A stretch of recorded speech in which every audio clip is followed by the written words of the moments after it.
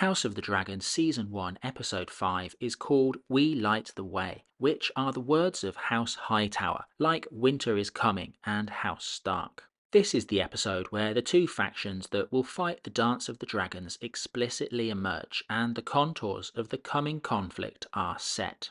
The episode starts in the Vale, with a little bit of plot happening so that the end of the episode makes more sense. We meet Lady Rhea Royce, Daemon's wife, who is out hunting deer and makes it absolutely evident that she's the kind of gal who likes to do things alone. As she rides along a path, she sees a man in a hood, Daemon with his naughty hood like he wore in the last episode with Rhaenyra. Rhea mocks him about Rhaenyra's upcoming marriage to Laenor Velaryon, and asks him what he's going to do now. Daemon slowly walks towards his wife, and she realizes why he's come. Her horse rears, throws her backwards, and as she falls to the ground, she realizes she's lost all feeling in her lower body. Daemon picks up a rock, and what he does now is, well, it looks like he's clearing the way to permanently ridding himself of the marriage that neither of them ever wanted. So Daemon's gone from crying at his brother not giving him Rhaenyra to ending his wife. This guy is certainly not given to half measures. And we will see Daemon again in this episode, but not for a while. As this is the episode where the factions take shape, I'm going to discuss this slightly out of the order that it's presented. First, I'll talk about Viserys, Rhaenyra, and their trip to Driftmark. Then, what Alicent gets up to back in King's Landing. And once all the characters are back in King's Landing, I'll go through the rest of the episode in order. So after Daemon's violent dissolution of his marriage, we cut to Viserys on his ship, puking his guts over the side. Lord Strong is on hand to offer him a handkerchief. I guess Lord Strong is the new Hand of the King. I don't know if that's actually explicitly stated anywhere in the episode. Criston Cole and Rhaenyra are there too. Once they arrive at Driftmark, Corlys and Rhaenys are not there to greet them, and Lord Strong points out what an insult this is. Viserys knows this, but is in the mind of just getting on with things. They're taken into the castle, and Rhaenyra is shut out of the main meeting without comment. Corlys and Rhaenys share the news that Daemon's wife is dead, her neck and skull crushed. An unusual death because she was renowned as a competent horseman. The three of them move the conversation onwards, and Viserys proposes a marriage between Laenor and his own daughter.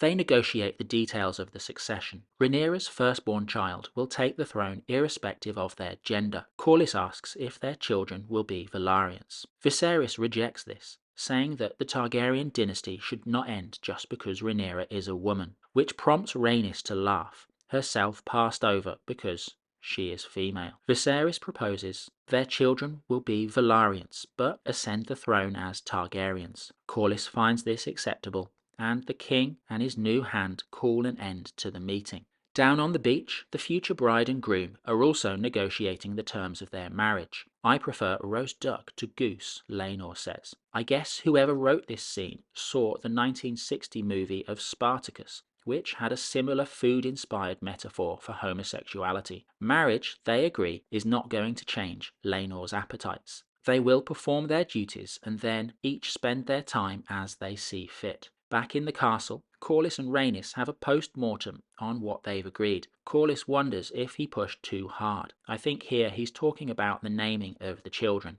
Rhaenys isn't worried about this point and says that her cousin, the king, was undignified in coming here, and raises the issue of Laenor's appetites. You know his true nature. Corlys insists this is just a phase. Rhaenys, who seems like more of a big-picture kind of woman when it comes to politics, says that Alicent's children will be a threat. Corlys points out that his navy, the Velaryon navy, makes him a potent military power, and that his motivation here is justice for Rhaenys, which Rhaenys dismisses. There's a bit of a I don't want it Jon Snow vibe to Rhaenys. She seems perfectly happy being the Lady of Driftmark and doesn't express much desire or regret about being passed over for the Iron Throne. We also meet Laenor's boyfriend, Geoffrey Monmouth, the Knight of Kisses. Laenor tells them about the arrangement that he has with his new bride. Monmouth speculates on who Rhaenyra's lover might be. That's going to be important later. With the business concluded in Driftmark, we cut back to the ship returning to King's Landing. With Rhaenyra's marriage sorted, Criston Cole wants to know where he stands. They're both on the deck of the ship. They've got up early to see each other. Cole wants to convince Rhaenyra not to go through with the marriage. He suggests another path. They go to Essos, reject the burden of her inheritance, which, to be fair, is a phrase that Rhaenyra has used, and they marry each other for love. After complaining about it for so long, Rhaenyra suddenly seems to have some interest in the burden of her inheritance. I am the crown. It's my duty to marry. She goes on to explain that she has an understanding with Laenor, and Cole can basically be her side piece.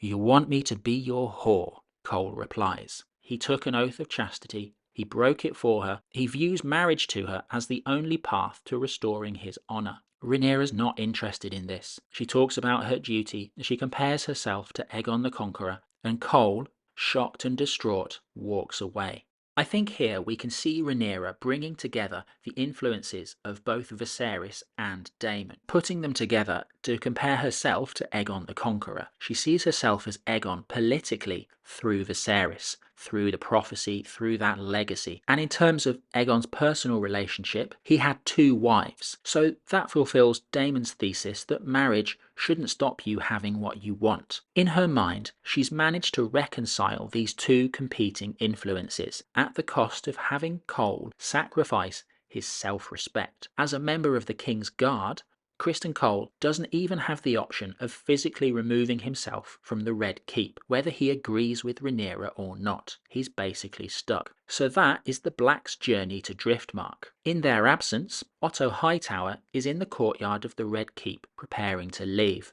suggesting that this episode is set very soon after the last one, where Otto was sacked from his position. Alicent is obviously unhappy that Otto is going, and Otto very much places the blame on Alicent for his departure.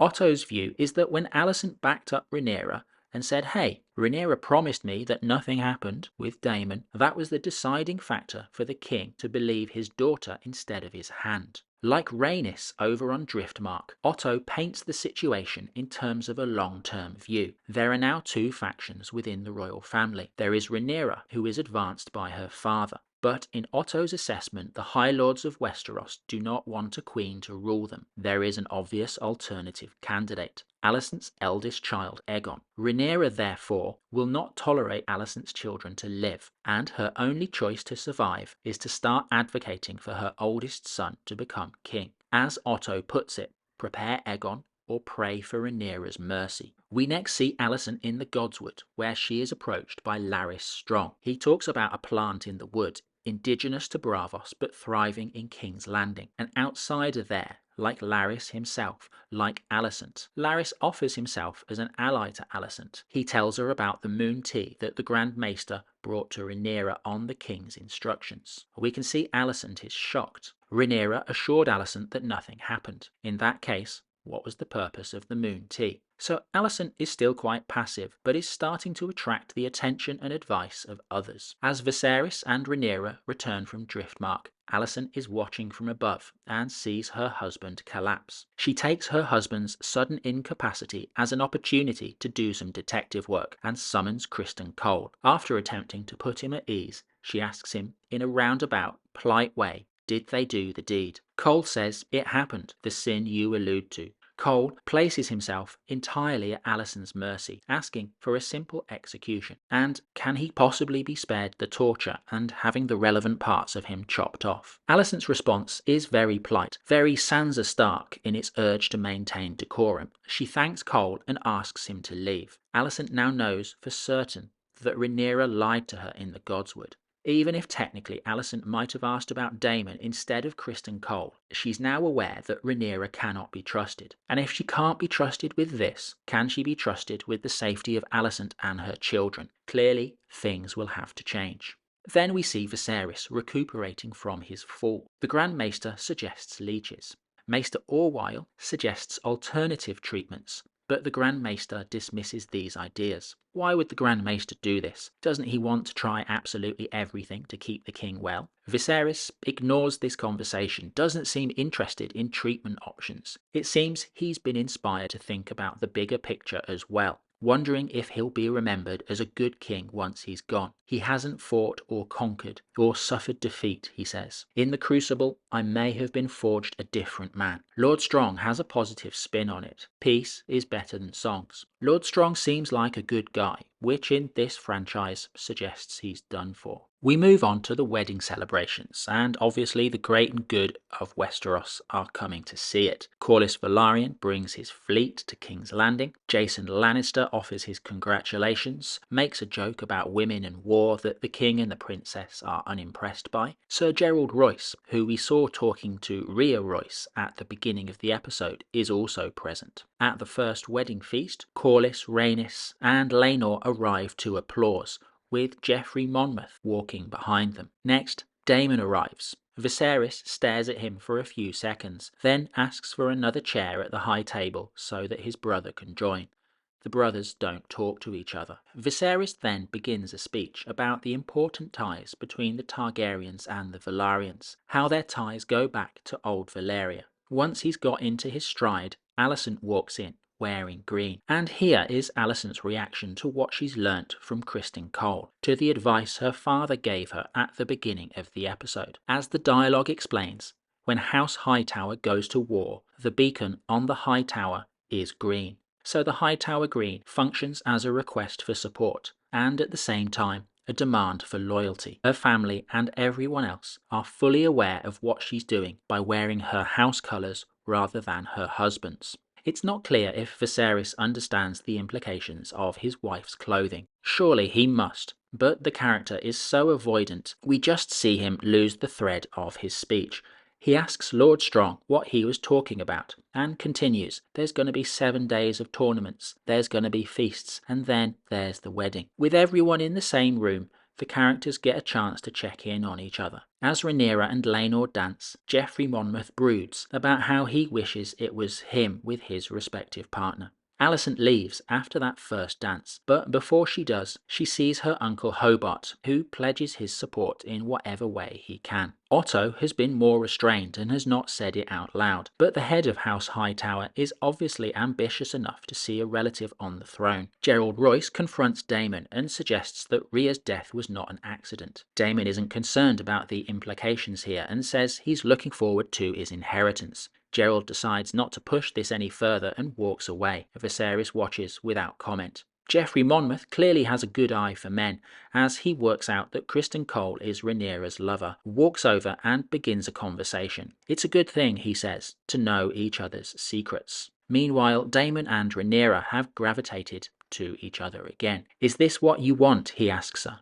Rhaenyra's reply is, take me to Dragonstone and make me your wife. Is she being playful? Sarcastic, serious? It's not really clear, and we don't get to find out, because as Daemon is about to reply, we suddenly hear screams. Cole and Geoffrey Monmouth are fighting. As Harwin Strong grabs Rhaenyra and takes her off to safety, Criston Cole beats Geoffrey Monmouth to death on the floor. So Monmouth was willing to be the side piece, but Cole wasn't. Monmouth, in his willingness, decided to seek out and create camaraderie with Cole by appealing to their common status.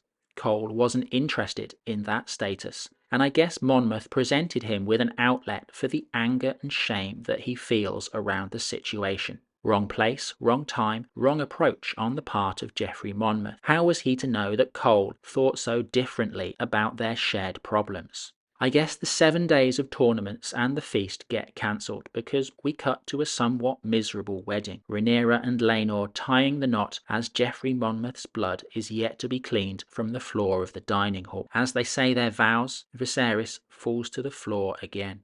Out in the Godswood, Cole has decided that life is no longer worth living, and he's about to end himself. Just as he's about to do the deed, a voice stops him. It's Alicent. As well as asking for help for her own family, the Queen has decided to reach out and build her own alliances. Cole stops and looks up at her. And that's House of the Dragon Season 1 Episode 5. We now have 2 clear factions and people with clear motivations to join them. I guess relations are only going to get worse from here. Thanks for watching.